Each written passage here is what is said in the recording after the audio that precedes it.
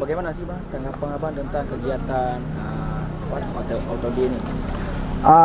Kegiatan OTD ini sangat bagus, terutama ini panitianya pun dari luar, termasuk event ini yaitu event nasional yang baru diselenggarakan di Aceh. Gitu.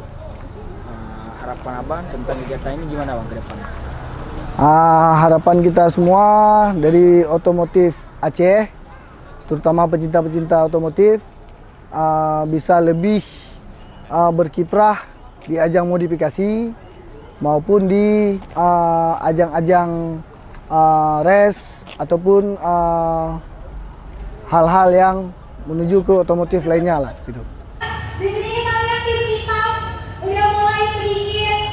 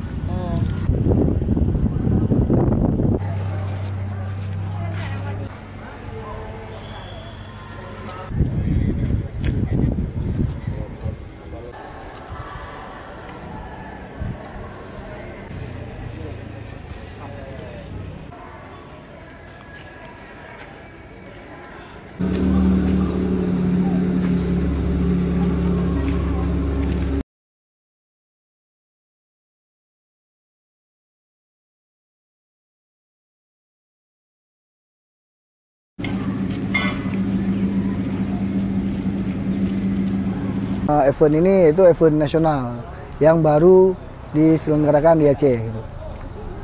Harapan Abang tentang kegiatan ini gimana Bang ke depan?